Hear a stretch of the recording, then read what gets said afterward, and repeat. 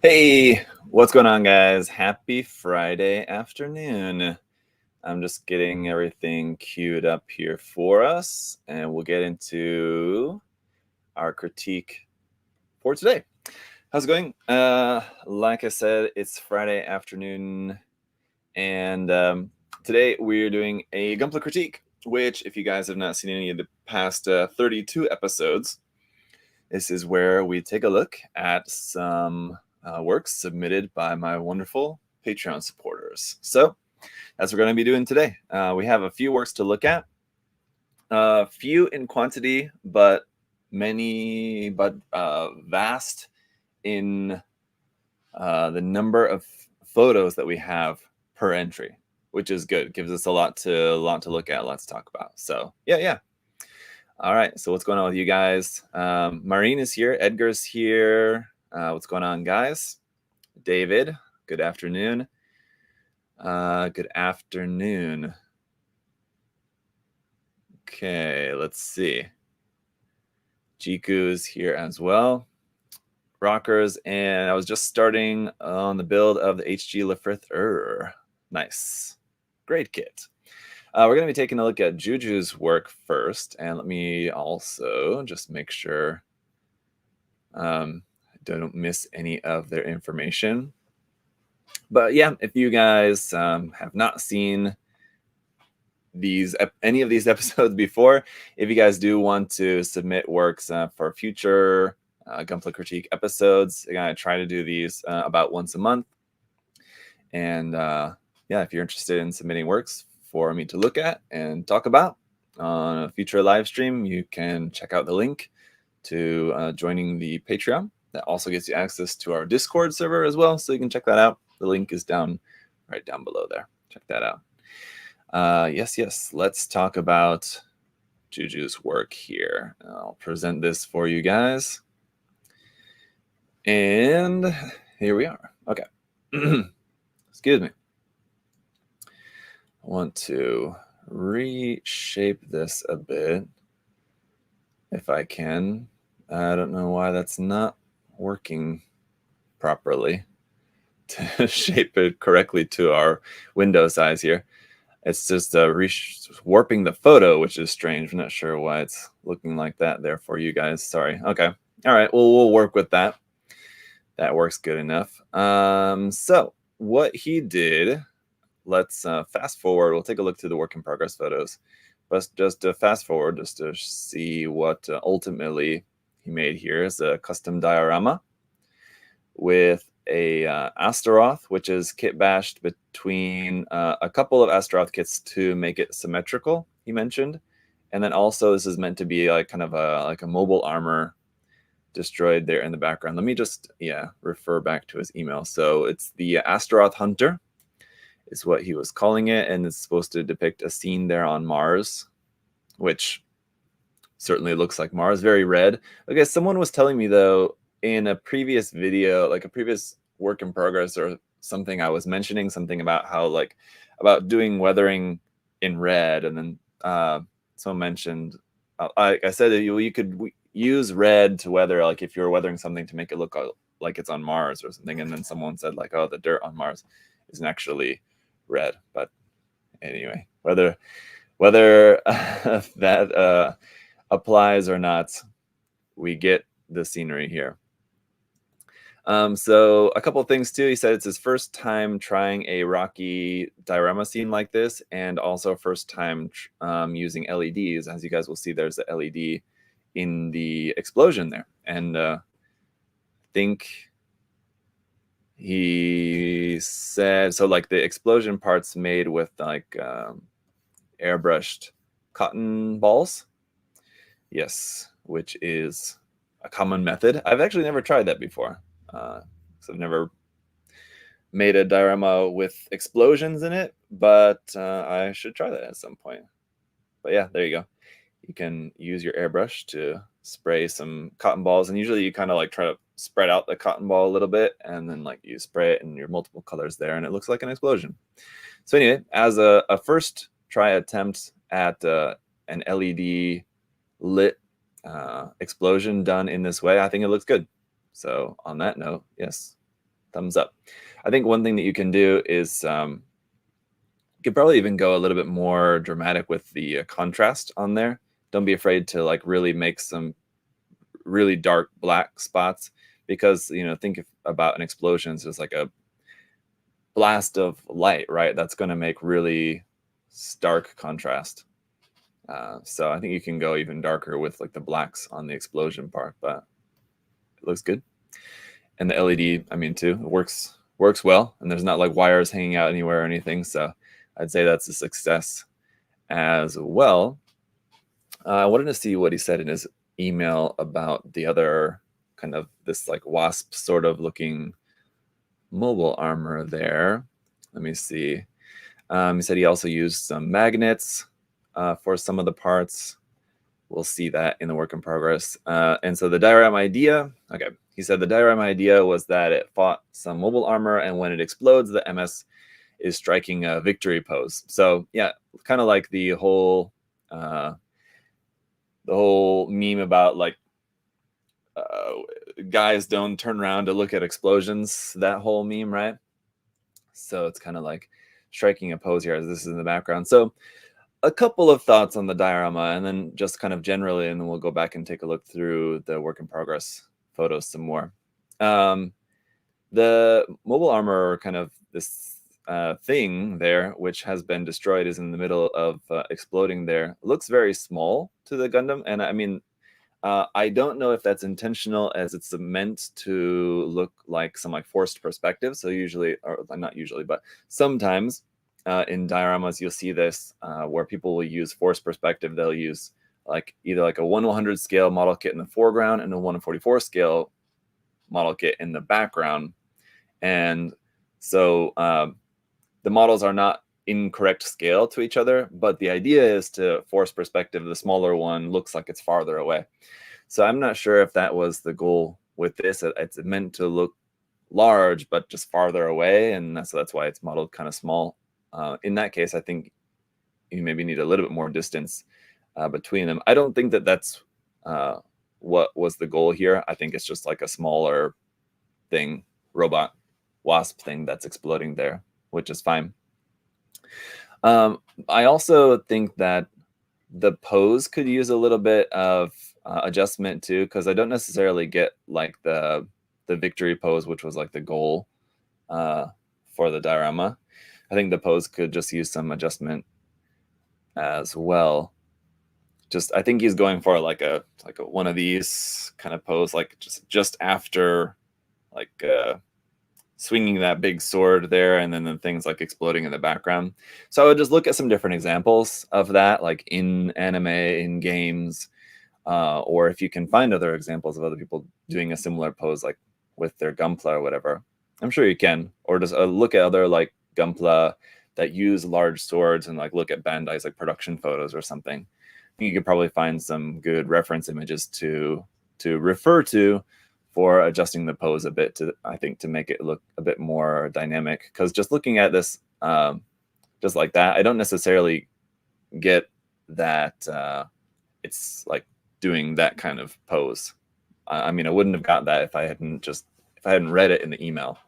So it's not coming out necessarily clear just with the diorama itself. I'm guessing that one problem he might be having is the weight of the arm. The Astaroth, like with a lot of HG IBO kits, as I remember, the Astaroth is one of those that does have a problem in the shoulder, that the shoulder is kind of weak. A lot of IBO Gundams and mobile suits have like these big cool weapons, and then the shoulders of the HG kits is kind of weak, so it can't actually really hold it up very well. If it's a problem of the weight of this sword, weighing down the arm, and that's why it's not able to kind of hold it up in a more dynamic pose, I would recommend just glue the shoulder joint, because especially if it's for a diorama, it's not necessarily something you're going to be changing the pose of later, so you might as well just glue it. That would be my suggestion, to raise up the sword and kind of just adjust the pose a bit to make it look a bit more dynamic, and glue where necessary for that. What was the other thing? Yeah, so the other thing that I wanted to mention about the diorama too is because I see a lot of dioramas similar like this, and usually it's kind of like a beginners growing pains when making dioramas. And I'm no diorama making expert, obviously. I don't make a whole lot of dioramas myself. But this is just something that I've seen, and it's usually, with a lot of people when they're kind of just starting out with dioramas. The diorama, the scene that you're making around the Gundam should be kind of intentional. You're making a scene, right? Not just the Gundam just stood there. But what happens a lot of times is that, like, you have the Gundam stood here, and it's not necessarily really in the scene, it feels like, because it's like just here and kind of looking at us, the viewer. So like it's not really too different from just, I mean, like having, if you would have just had this Gundam on just a wood block base like this, like how I usually have mine, if you just had this Gundam just on just a normal base and not had the diorama, I mean, would it really change that much about the presentation of the model itself? I mean, you wouldn't have the explosion and the stuff like there in the background, like the rock wall and everything. But as far as just like the main object of the diorama, the Gundam there, it really wouldn't be changed that much whether it's in the diorama or not. So what I mean is that you need to think about your diorama in a way that the Gundam, or whatever is the object of it, whatever is the main object, is kind of like a part of the scene. And as it is now, it doesn't necessarily feel like it's really integral to the scene. The Gundam and the rest of the diorama could be separated and could be separate elements on their own. I feel like, so just something to think about. And so what I think you could do with that is maybe here at the feet, for example, if the Gundam's like just jumped and like done like some like sword swinging attack and now is just landing, one thing that you can do is make the ground in a way so that you're showing like the pressure of the feet like pushing through the rocks, and so like you have like the rocks and stuff like pushed up around the feet, something like to really set it into the scene a bit more. And then also having the, like, if you're going to have this background, then there should be some reason why the background's there, why it's a part of the scene, what makes that important to the scene. So maybe having also, I mean, again, I'm not sure. I'm kind of like on the fly trying to come up with like the story of the scene for you, but like just trying to imagine how the background kind of plays. It helps to kind of set us, okay, like this is on Mars, right? But you kind of get that from the ground too. You don't necessarily need the background for that. I think also making the background so that it's not just flat. So you have like just the flat ground and then like a 90-degree flat wall at the back. So making it, I know that he did, and you can see in the work in progress, did try to make the wall nice, like three-dimensional. Here was cutting up some foam and adding some depth to the wall, cutting some grooves, and then so adding and subtracting to this wall to make it a bit more three-dimensional.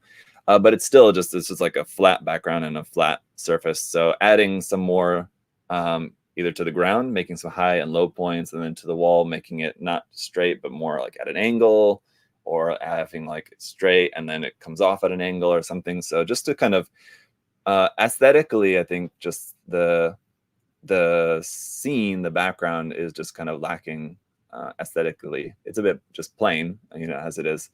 So I would say that's something to work on. And again, this was his first time doing this. So, I mean, I think it looks great for a first attempt. This is just notes that you can consider for the next time around.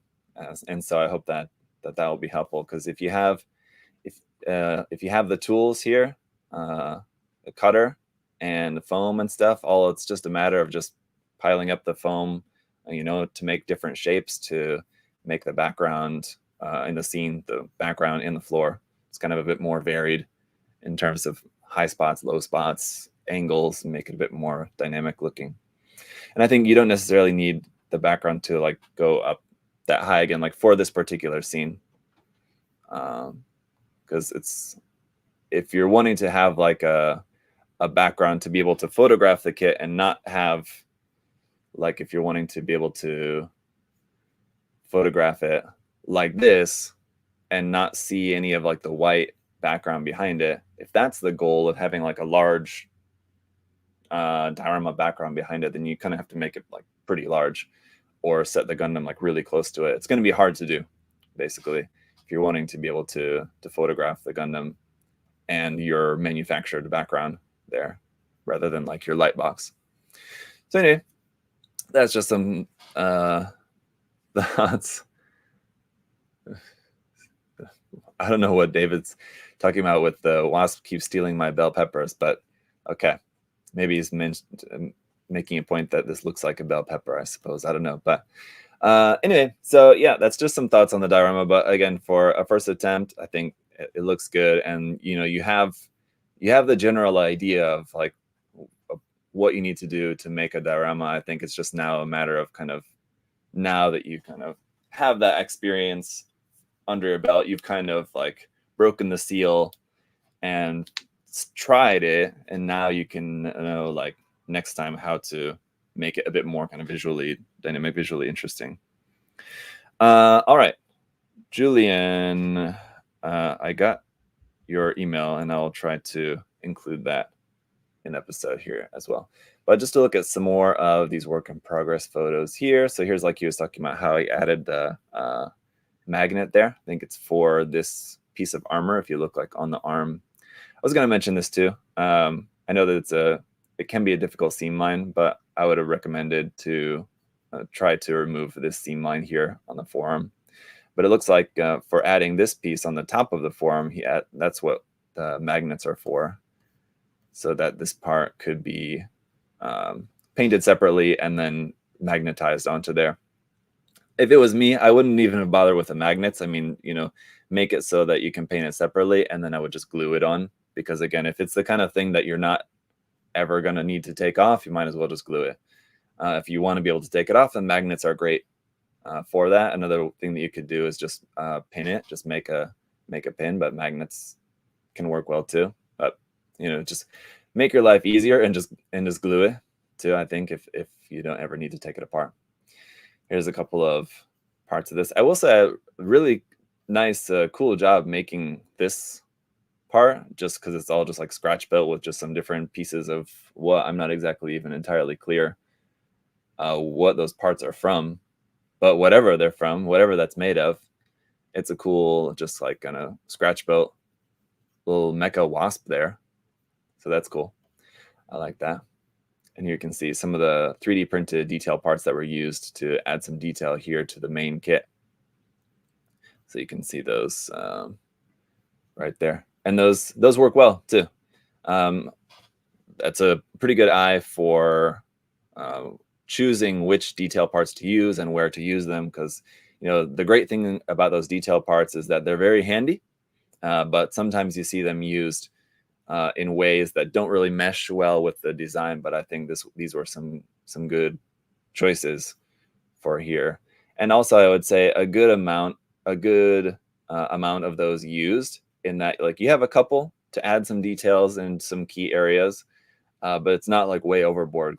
You see also some people will then like add them all over the place, like anywhere where those detail parts will fit, they'll add them on. But I think you have a good amount here. It's a kind of less is more situation where you have a few here and there that look good, but didn't overdo it. So that's good.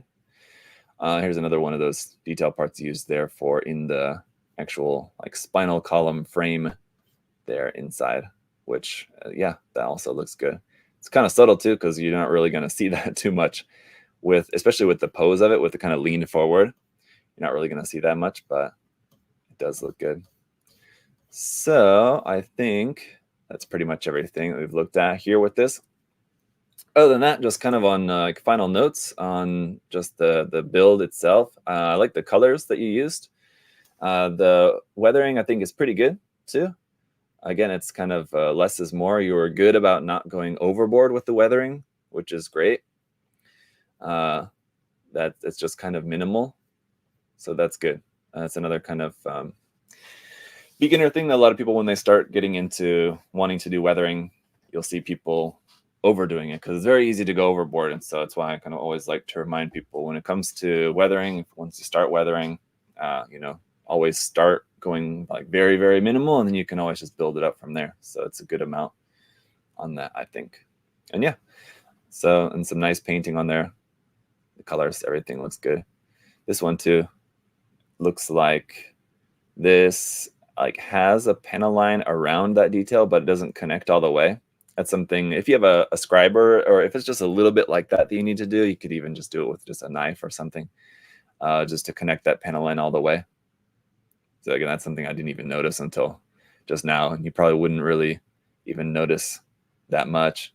But if you're painting this as a separate detail, as a separate color, then the panel line should go all the way around, because realistically, we call it a panel line because it's a panel of armor, and that means the panel would go all the way around that section. So just some small details like that I think if you just pay a little bit more time and attention to stuff like that, it just helps the build overall.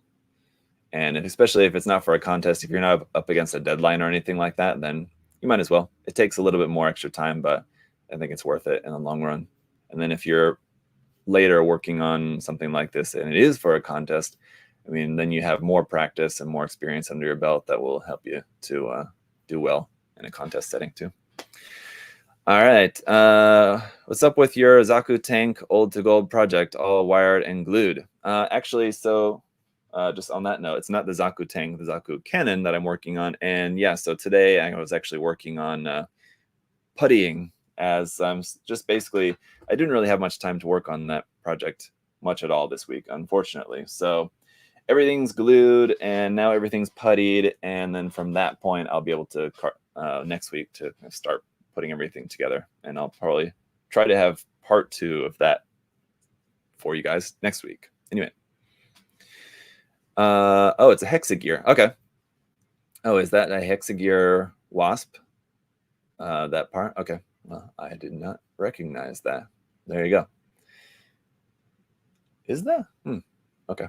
Anyway, I'll take your word for it. So that is it for JuJu. Thank you so much. Next, we'll take a look at Brett's work here, and I'll try to see if the photos won't be kind of weird and stretched.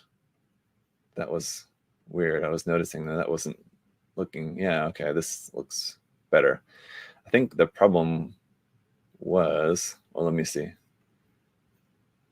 If I'm zooming in, is it like stretching the image strangely? No, okay, good. I don't know what the problem was with those. Is that also being okay? Anyway, all right, moving on. Messer float. Okay, let me just look this up real quick. Hexagear floats. Oh yeah, right. Yeah. Okay. Anyway, cool. All right, gotcha. Well, anyway, looks cool. Yes. Gotcha. Yeah, forgot about that kit. Okay. Cool. All right, yeah, so this is Brett's old non-grade 1/100 scale. What's the gun easy, right? Which, man, you really appreciate how much nicer the gun blaster. Sorry, how much nicer the RE100 kit is in comparison. Which, in my opinion, it's one of the best RE100 kits. The gun easy, one of the best ones in that line. Really nice, but yeah. On this old 1/100 scale kit, you definitely have your work cut out for you. So this is Brett's entry that he's working on for the old to gold contest on that note. And so here you can just kind of see just the snap built kit before any modification, I think, for this one. And I mean, proportionally, I mean, everything, it's like compared to like the Zaku tank, or now I'm saying Zaku tank, compared to the Zaku cannon that I'm working on. I mean, like the nice thing about these victory kits and like the F91 kits, I think, are also similar from around this time, that proportionally they look pretty good.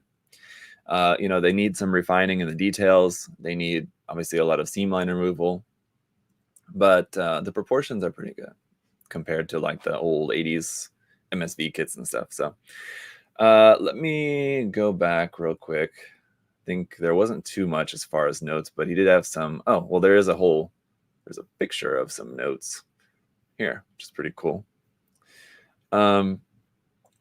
So he said this is the roadmap that he's making for himself, which is a great idea, and I would highly recommend you guys to do this. I've done this at times in the past. I don't do it all the time, but it can be helpful for just like figuring out a plan basically before you dive into a project. Where in this case, he just printed out a photo of the kit, which actually I'm wondering if this is a photo of the R100 kit, actually. But yep, and then just make some notes on it. I sometimes do this just electronically, digitally, anyway, just like with a image on the computer, not actually printing it out. But I have done this before too, similar to like this. So first thing I did was to extend the arm and add a rotation at the upper arm. So the arm of the kit originally did not have rotation at the upper arm. So basically the only point of rotation that it would have, I'm just guessing based off the photos, is probably here at the elbow joint. That's probably just a peg polycap that's able to rotate, but he wanted the whole arm to be able to rotate here at the upper arm. So basically just cut that in half, made a peg here for that to be able to rotate essentially. And also extending this, obviously I don't think it's going to be extended quite this long, but here you can see the finished product. So extended it, maybe it's about like 1 millimeter, 1.5 millimeters, maybe something like that. So not a huge amount, but extended slightly. And then now it's able to rotate at the bicep rather than lower. Oh, I'm not sure. Is that a polycap or not? There at the elbow. It looks like it probably. So good modification there. And then this one, I think he said next thing was to add magnets so the shoulder armor can reattach. So the shoulders can reattach the shoulder armor. So yeah, again, this is something that I would just opt to just glue it. And that's what my plan actually is for my Zaku cannon that I'm working on. But yes, magnets do allow you to be able to take the part on and off without having to glue anything, which could be useful depending on, you know, your plan. But so there's the kind of work in progress on adding the magnets there on the shoulder like that. And then I would assume this is post that modification. So then the shoulders at this point in this photo are able to be just removed easily. And let's see. And then there's a photo towards the bottom that shows the shoulder armor looks like just being narrowed a bit. Let's see. The shoulder armor is narrowed a bit. Guessing that's this. Oh, okay. Narrowed a bit as in like it's not as wide. So yeah, you look back at this one, this photo, see the shoulder armor it's quite wide and large. Yes, I noticed that. And especially compared to the head, because the head looks like quite small compared to these big bulky shoulders that it has.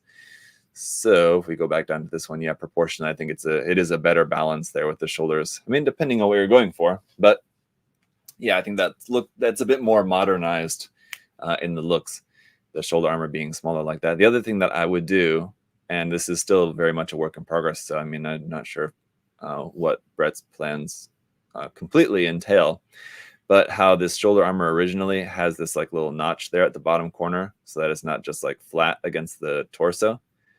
I would recommend adding or keeping that detail by modifying this to also have here in this bottom corner there a little notch so that it's not just this flat line right there. So I think that would be a good bit to reshape there of that shoulder armor, I would say. And let's see, what else did he say? Finally started on reshaping the Vulcans with 2mm rod and drilling that out. Yes, so as we can see in this photo, yeah, remaking the Vulcans with some plastic rod. Where if we go back to the original kit, I mean, like the molded detail there is not bad. I've seen like way worse on some of the older kits where that's like just the molded detail is just, like I said, needs to be refined, like this here on like the front skirts, stuff like this, where like you have this detail there, but if you were to actually like do some scribing, actually make that to look like a vent or something, to make it look like something rather than just like this vague indentation, will be better. And the same goes for like these vents, like in the face and these Vulcans here, for example. Sometimes the detail can be kind of vague, but this one's actually not too bad. Like I probably would have opted for just drilling out the Vulcans and kind of calling it a day. But the cool thing that you can do by doing it, what he's done here, which looks still quite rough at the moment, and so again, we're just seeing it as a work in progress photo here, and I'm looking forward to seeing how this comes along later on after it's a bit more refined. But the one thing that you can do is also to make the Vulcans larger or smaller, I guess, if you wanted to. It would be more work, but just by drilling those out entirely, you can then use a larger gauge, basically, for the Vulcans. So that's a cool idea. Another thing that a lot of people do is use actual metal parts for that, because you can get small little metal tube parts that you can use. And the nice thing about using like a metal tube for that is then the metal would be very thin, which looks more realistic. Whereas like this plastic, if you see like a lot of times like plastic tubing, which if you guys have never bought any before, like this, let me put me back on the screen here for a second, like this plastic tubing from Wave. The cool thing is it will tell you the diameter, right? I think diameter is the right word, right?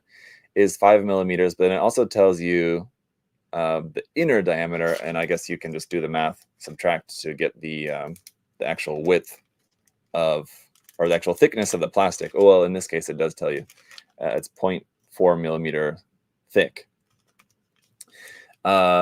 So just that's something to know, because then you can get, like, say, for example, I think he said he used 2mm, I think it was that he said he used for this. So 2mm, you probably don't have too many options, but look, with something like this 5mm, you can probably find different options where the actual thickness of the pipe will be different. So like this one's the actual pipe, the plastic is 0.4 millimeters thick. You can probably find other ones where it's like 1mm thick. And so depending on what you're looking for, you may want that. Like the bad thing about this with the plastic being very thin is that it can be easily bent or misshapen or something. But if you want it, for whatever you're using it for, if you want it to be thin, that might be, ideal. Sometimes you want it to be a little bit more thick because that gives you more to work with. But in this case, anyway, in this case here, it looks like what he did was probably just a 2mm rod and then just drilled it out. But what I would recommend to do too, as you're working on refining this detail some more, is to chamfer the hole a bit, I think is the right word, right? Where it's not just a straight hole, but you have it at least around the edge, it's like a bit wider and then kind of goes to more narrower. Would be a good way to go about it, or just to make the hole as wide as possible. So basically to make the thickness of the plastic as thin as possible. But again, that's the trouble with plastic, especially this small. You can only go like so thin before you're going to very easily damage or destroy the plastic, and then you have to cut it out and try again. So long story short, that's why metal parts are really good for stuff like this. If you want it to look realistic, you want like a very thin pipe there. Yes, chamfer. Yeah, so Chris, thank you for confirming that. Chamfer was the word that I was searching for. Anyway, yeah, so some good modifications so far. It's coming along. Yeah, what I would recommend, I mean, just as far as, further modifications, again, just where it's good proportionally, it's not bad. So, I mean, you can do some more modifications to the proportions, which are, it's not too difficult to do. Where I think on a kit like this, where I would probably want to focus most of my efforts would be on refining the details that are there. So like scribing and or using plot plate, scratch building, little vent details or something, just to kind of fill out some of these little details, because you have all these areas where there's kind of the idea of detail is there, but there's not really actually much detail there. So I think scribing is probably going to be the best way to go about kind of making this old into gold. And then you get into the painting and everything else too, even on areas where like this right here, this line in that armor piece, just scribing just a line just there, just to help to refine that detail, will look good too. So it's something I got to work on mine too. Just that's the next step after everything's kind of all set into place. Then it's just a matter of adding details and refining details. I'm not going to town on mine, like trying to make it look like an RG or anything like that, but it's just going to be a matter of making it look a little bit nicer in terms of the detail. So anyway, that's all for Brett's. Thank you, Brett, as always. And let's go to Maren next, who has been patiently waiting for quite some time, because he actually submitted this for the last episode, but somehow I missed it. And so, oh no, it's opening everything in Photoshop. Why is it doing that? Darn. Okay. We'll stop that. So, okay, let's open not in Photoshop, please, and thank you. All right, so this is what we're going to be looking at here from Maren, is his entry to the Toys and Tanks contest that we had, the previous contest. And so this is his custom work on the Marutoys Tamotu kit. So I have the work in progress photos and the finished photos separate here for us, because he sent a lot of really nice work in progress photos that I want to look at. But actually, let's first,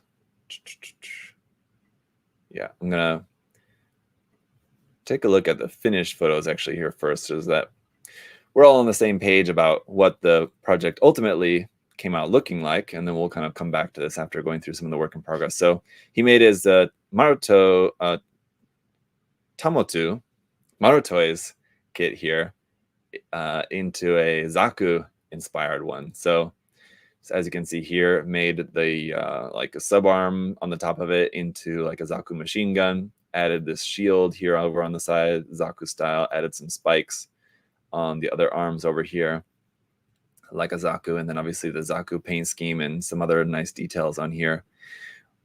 And so there's how it came out. But for now, let's go back to the work in progress and look at these pictures here first.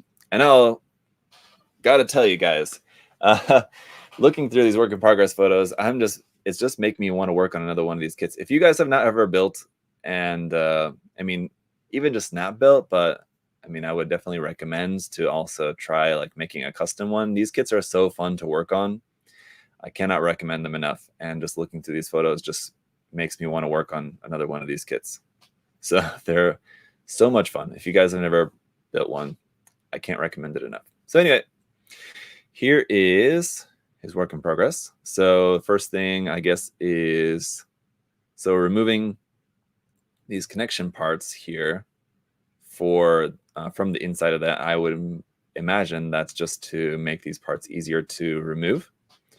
What are these? Okay, these are the parts for here and here. This one and this one. And I think that's the stock part there, right? So just making it so that these parts are easier to remove, I guess, for painting, or no, to fuse them together. Yes, right. Okay. So yeah, if you wanted to remove this, now I got it. If you wanted to remove this seam line between those two parts, yeah, you would have to make it so that, because this one This one needs to go on from the top, and the other one needs to go on from the back. So if they're fused together, that's as one piece, it's not really going to fit on there without, whoa, didn't mean to rotate that. It's not going to go on without removing all the connection pegs and everything inside. So just to remove the seam line, that's what he did. So clever. Yeah, nice. I mean, I don't mind the seam line so much. This is one of those kits that just because of the design of it, the seam lines I think are kind of more optional compared to other stuff like Gunpla, for example. Usually I'll remove the seam on the head and the seam lines on the legs. I usually won't bother with this one, but that's a cool idea of how to remove that. So I'll have to keep that in mind for next time I'm working on one of these. And then this here would be the modification for this part, which let's see. So this is this part here. And what are we looking at here? Well, basically there's this barrel tip added, and then also these parts cut out right there. So that's interesting, because I'm guessing what he had to do is just basically cut, like saw these parts here, and then it looks like it's maybe just filed, just with like a circular file there at the bottom. But another way that you could do it, and like if I wanted to make this detail, I guess maybe one way that I would go about it, it would be to drill the holes. So you have just a drill here, drill here, drill here, and then you just saw into where you drilled. So like the circle bit at the end is already made a circle from the drill, and then you just, to cut these lines in there, you can just cut right into there. So I'm not sure if that was the technique, but that's one other way that you could do it. And the same thing here with this too. To make this kind of cutout in armor, you just drill a hole on one side, drill a hole on the other side, and then just cut straight between them. Or you can like cut out your shape just as like a rectangular shape or whatever, and then just use a circular file to then make it rounded at one end. So there's a couple different ways that you could go about it ultimately, but yeah. And then this part too, looks like you can see he's just basically cutting and shaving down the armor on the side to make it more rectangular, more like blocky, like the Zaku shoulder is. And we'll take another look at that once we take a look back at the finished photos. You can see only on this one leg where the shield is connected, he made it like blocky like this, similar to a Zaku's shoulder design. And then adding the spikes here on the other side, which he ultimately added on both the front leg and the back leg here on this side. And okay, looks like filled in the hole details there on the back. Okay, so there's that. Going here next. Oh, is this maybe a template? That's a good idea. A template for making the holes there to make them symmetrical. It's another something I probably would have just eyeballed it, but that's why my modification is not always the cleanest. But yes, that's a good idea, using what looks to be like just using masking tape to make a template that you can use to make sure that everything's symmetrical. It's a good idea. Yes, yes, yes. Because then here on this side, rather than spikes, he just has these photo etch, metal photo etch detail parts. So those look nice in there too. And then here you can see kind of how that's coming there. So those look good. Further modification. Oh, actually changed the barrel, the gun barrel, if we saw in the previous photo, was like that. And then changed it for this kind of shorter and wider one there, which I think kind of matches the style of the, it's for this to look sort of like a cute, chibi SD, kind of like chibi cute mini Zaku theme. I think, you know, one of the aesthetics of chibi cute is like short and fat, right? So I think this gun barrel is a good fit. Also that camera stylistically is a good fit there, the size and shape of that, and it's a good fit for this armor piece right there. So yeah, very nice. For the shield, yes, interesting. Let's look at this. How is this made? So this is what? Well, there's Lego pieces. Oh, okay. So it's cut out of this drawer.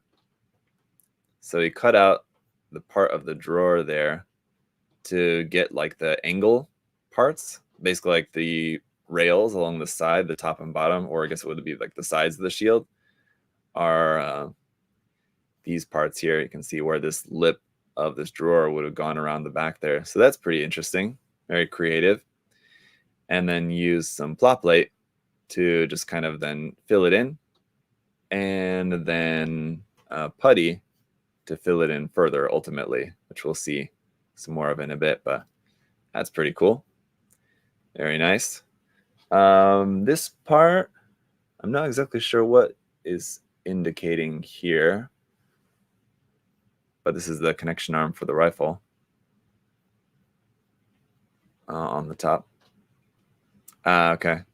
So making a rod, because these parts are, in order to remove the seam line on these parts need to be glued, but then, and there's a seam line here. So in order to remove the seam lines, this part had pegs here and here. So you just cut those off and then drill the hole through, so that then when this part goes into here, you can just use this peg to peg through there to keep those together. Again, to remove these seam lines, what I would have done and what if I remember correctly, I'm not sure if I removed that seam line or not when I've used these parts before on my build, would have just been to just leave them connected, because I'm going to paint them the same color anyway. Or if they needed to be painted a separate color, you could just you could mask it. But that's how I would have tried to keep it simple for my own liking. Here you can see too, he also added the Zaku style like cables, hoses around the outside. So on that part, that was like the back part where you removed the seam line before, added this detail, as that's going to be the point where the hoses are going to be connected here. So it's like a half of just a pipe cut in half to make this round detail part, and the hoses are plugged into right there, which we will see. This is, you can see all the putty for all the putty here on the shield as well to fill all that in. So there's some images of that. Putty, this is pretty much the state that my build's in at the moment for old to gold. Adding some more plot plate here. Oh, okay, this is for the inside wall of kind of like the wheel well, essentially. Okay, and filling this in too, so that it's like a snug fit in there around that square part. So cool, very interesting. And then making a plot plate piece here to go on the back inside of the shield. Also cool. Nice detail. We'll see that in the finished photos, and here you can see how that looks in there. And the part for the top of the rifle, again, a very short, fat, cute version of the ammo drum on the top of the Zaku, machine gun. And here adding some more of those photo etch parts here for some nice detail around these bits. So yeah, those all look good, especially around here where the pipe plugs in I was talking about. Those look cool. All right, and now everything's kind of come together, and looks like maybe this is just kind of getting the pose for it. Here you can see how this is going to look kind of not in an action pose. And this also is another detail that I really like, that I'm definitely going to keep in mind for a future Tamo2 custom build of my own, because I usually always have just kept the clear parts here. This is for like the clear sort of headlight parts, but just keeping one side as like the clear part, and then using some of just circle detail part to fill in the other side. I like that. And we'll definitely be borrowing that idea in the future. So, and then we're just into the painting everything. Just the colors, very Zaku colors, very good. And some masking. Probably it seems like the way that he went about doing the modifications and everything, there wasn't a ton of masking that needed to be done, but some parts for, especially there on the front, between like that black and gray, kind of simulating the chest part of the Zaku. How it has the center chest part is black. There you go. It's a pretty cursed image there, but it looks pretty cool. The mono eye came out looking really good there, for sure. So really nice work there on that. This is kind of almost done state. I think this is panel lining here and just pre-decals, it looks like. And then with decals. And so these will be like finished, but not the finished photos. So on that note, let's go back to the finished photos then and take another look at those. Okay, if I can here, let's see. Just wanted to check out, make sure I didn't miss anything in the chat, because I had the chat covered up there by that window as I was going through those photos. Anyway, here's how it came out. I love it. It's great. It was definitely one of my favorites of the contest. I really liked it a lot. And I told this to Maren at the time, if I remember correctly. I think I did, but I was kind of surprised that it wasn't chosen, because we had our guest judges, Ms.san and Moi-san, and Ms.san, who would have been the judge for the Marutoi's side. My guess as to why he may have had some hesitation, and I didn't ask him about this directly, but why he may have had some hesitation as choosing this as one of the winners is just because of the IP and just trying to get into like his mindset as, you know, the designer of this IP, and then, you know, thinking about it as a contest to promote, like basically to promote his products and to promote Kotobukiya's products. I'm not sure if the IP played a part in his determination. I can't say for sure, but I kind of wondered about that. But a fantastic build. Definitely either way, really cool. And it's cool to see to go through the work in progress photos, because I'd seen some of the work in progress just on Discord, and obviously I'd seen the kit kind of coming along, and the finished photos I've seen in great detail. But there's a lot of the work in progress photos that I've now just have been seeing for the first time. So it was a lot of really cool work went into that. Definitely looks like a fun project. And like I said, these kits are so fun to work on. So I'm sure that it was an enjoyable experience. The only thing that I could really say as far as like the overall finish of it, I mean, there's a bit of roughness around the shield that I think could have done with a bit more putty and sanding here, just to clean that up a bit, and a little bit of silvering around a couple of the decals. So a couple of smaller things. Let's see, where was that? You can see like a little bit of silvering on the decals there. But like I said, overall, the concept, the execution, the creativity of this, I think, was really, really good. So I was really happy to see this entry. And yeah, there's definitely some ideas in there that I'm going to be borrowing for future Tamotu custom builds, because always looking forward to building another custom Tamotu kit. They're a lot of fun. So yeah, not really too much else that I can say about this. I do like what looks to be, I'm looking at this trying to figure out if this is shaded or not. It looks like there's some kind of shading added around like these kind of vent parts here on the gun and like the gun barrel too. That's also a nice paint detail there, sort of weathering, I suppose, quote unquote. I guess it would count as weathering, right? Or shading in that way. It's weathering, right? Sure. So some nice weathering painting on like an overall kind of mostly clean build, which I really like. I think it looks nice as a nice clean build. Again, just because of the style of it, it's not really, I mean, in my mind, I don't really see this as being something that's made to look like a realistic like weapon of war, right?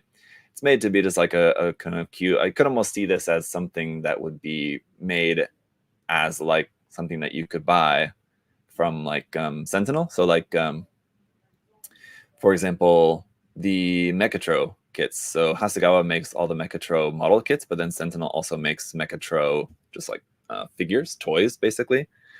So if there was a company that was making, toys of the Mara Toys stuff, which actually Miz does make some like on his own. But anyway, I could see this as just like a product that you could just buy on its own, which is very cool. So yeah, definitely. All right. Yeah. It's a very good balance of cute and cool. Definitely. I agree. So yeah, thank you very much, Marine. And sorry that I missed taking a look at that in the last episode of Critique, but glad we were able to get to that. And we do have another entry here that I will just give me a second to corral the photos here. And we'll take a quick look at Julian's as well. Here, just a moment.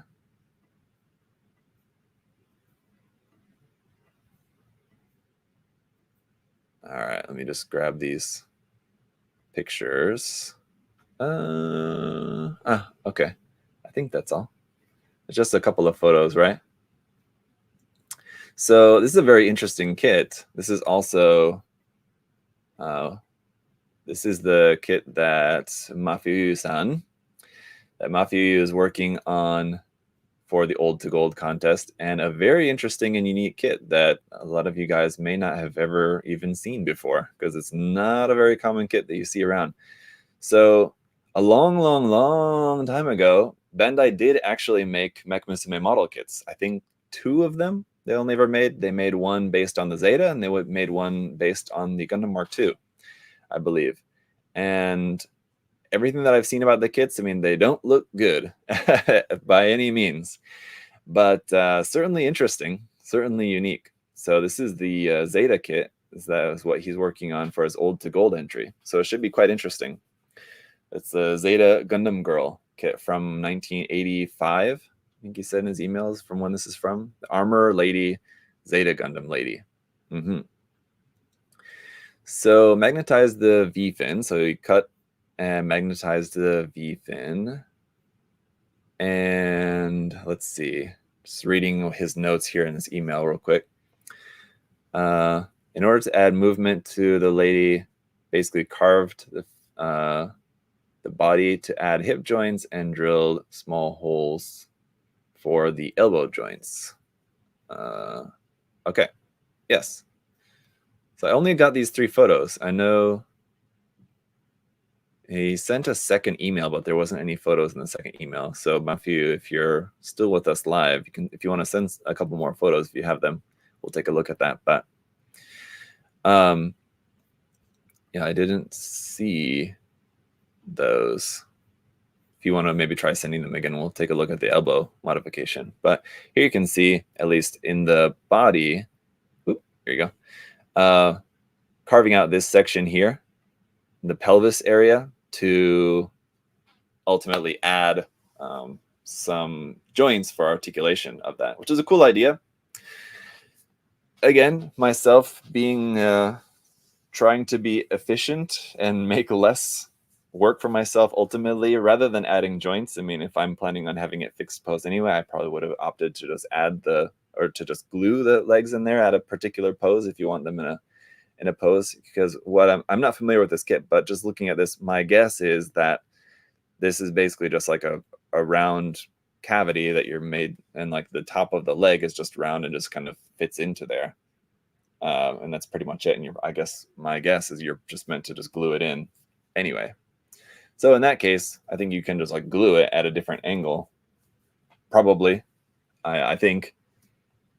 And that would have been what I ultimately would have opted to done with this, or just make a straight peg. So if like just gluing it, because gluing the parts after painting, the one thing you have to worry about is the glue messing up your paint. So if I was worried about that being a possibility, then maybe just make a peg. It's basically like working with a resin kit, essentially. just drill a couple of holes and just make a pin to be able to just pin the leg in at a different angle, whatever angle you want it to be in ultimately. But if you are wanting to be able to actually move it and change the pose, then it's a cool idea to add a joint in there for sure. And I would imagine you can do the same here in the shoulders as well, and then in the elbows, if we can see that. But just based on the idea of it, I kind of get what he's going for. Let me see if I can find, just because, yeah, I think this is probably a kit. Okay, I got your email there. It's probably a kit that most people are not too familiar with, so I'm just going to try to see if I can't find a couple more photos of it for people to see.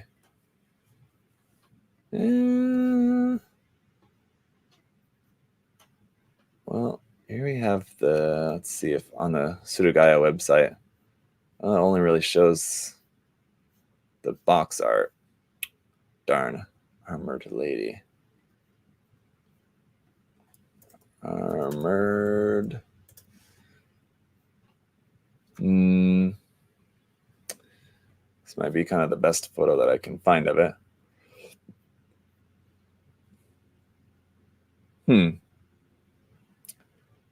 Very interesting indeed. I'm trying to find a couple of better photos of the kit to show you guys, but let's see. Oh, okay. Well, this is interesting. Apparently there's a Macross armored lady model kit as well. Did not know about that. So yeah, all right, I got your email. I'll get to that just a second. Let's all take a quick peek at this. Here we go. So yeah, this is the Mark II. So that's this is like what the box looks like. That's the box art front and back. As far as I can remember, I've seen these in the wild before in Japan, but yeah, like I said, I don't have them. Certainly, I've never built any of them. And so we have the Macross. This is actually the second one. So yeah, I've never seen this before, interestingly enough. And then the Zeta Gundam Lady is the third one in the series. So there you go. Interesting. And I don't think they ever made any more than that. I think they only ever just made the 3. So there you go. Certainly unique. All right, let me go ahead and grab these other photos. And I'll add them in here for us. 1, 2, and 3. Okay. Because yeah, the kit, as far as I can tell, just looking at the kit and like what I know of those kits based on the little that I have seen of them, is that yeah, they're pretty much like, it's a plastic kit, but it's pretty much like working with a resin garage kit, because they don't really have much of anything in the way of articulation. I mean, and the plastic's just kind of like these blocky pieces of plastic that you're just meant to just kind of glue together. So certainly nothing like the Mech Musume model kits that we have nowadays. So here you can see this is the part that he's using for the hip joint there. So that's pretty cool. Yeah. Interesting. And in the elbow joint. So again, yeah, being not too familiar with the original kit, my guess is that this is just like you have this piece and you have this piece, and you just meant to just kind of glue it together like that, pretty much like a resin kit. You can either glue it like that or pin it. And so you just, by a drilling hole there, you can add a joint, which will be able to give it some movement. So yeah, very cool. Certainly going to be a tough kit to work on, no doubt, but would definitely be cool to see, just because it's such a rare, unusual kit. It'll be cool to see, once it's actually done, because it's just so rare to see one of these kits actually painted up, and actually, aside from just painted up, in this case, it'll actually be modified and everything else as well. So yeah, looking forward to seeing some more work on that. Not really too much that I can say at this point. I mean, like I was saying before, talking about Brett's work, Brett's project, and the Gun Easy, or it's the not the Gun Easy, but whatever, the other Gun Blaster, right? Is one thing to do with these old kits. How the details all kind of not very sharp, not very crisp detail. I would also recommend, once you're through with like all the main modifications and adding joints and everything else, to go through and just like rescribe out and refine some of the details, especially like around here on the face. And I'm sure the same is true for like all the armor pieces and stuff. Just scribing around the details just to make everything sharper and crisper before you go into painting. That'll make it look so much nicer when it's painted, if you have everything like all scribed out. So that'll be a good thing to do. But yeah, I mean, do keep the time in mind. You think you still have plenty of time. I mean, at this point, you still have a month and a half, more than a month and a half. So 7-8 weeks, something like that. Plenty of time, but do keep that in mind. But I think it's going to be cool. Yes. So all right, that's it for this episode, guys. As a couple people asked during the episode there in the chat, and as I mentioned at the start, but I'll mention again now, as we're wrapping up, that if you guys want to submit works, either works in progress or completed works for future episodes of Gunpla Critique, like I said, I try to do these roughly about once a month. And if you want to submit works for a future episode, you can check out the link in the video description below to my Patreon page. It's a Patreon members perk there to be able to submit works for review here for Gunpla Critique. So check that out. You also get access to our Discord. And that's going to be about it for this Friday afternoon episode of Gunpla Critique. Hopefully you guys enjoyed it. Thank you to those of you who submitted works, and thank you to all my wonderful Patreon supporters. Thank you guys so much. I really appreciate your continued support, and everybody for watching, and hope that you have a great weekend. Like I said, as far as my old to gold entry, I talked about this briefly earlier, but yeah, I just am basically puttying everything. So all the seams are glued, but yeah, just the fit is not good. So everything needs to also then just be puttied and sanded more, and then I can put everything together and then start refining and adding some details and all that on mine as well. I'm going to do a little bit more modification in terms of the proportions, a little bit like the chest part here, for example. I want to add a layer of plot plate on the top and bottom to make this chest part a little bit larger vertically. I think will look nice. Anyway, yep. That's it for today, guys. Thank you so much for all of your support, and I'll see you soon. Bye, guys.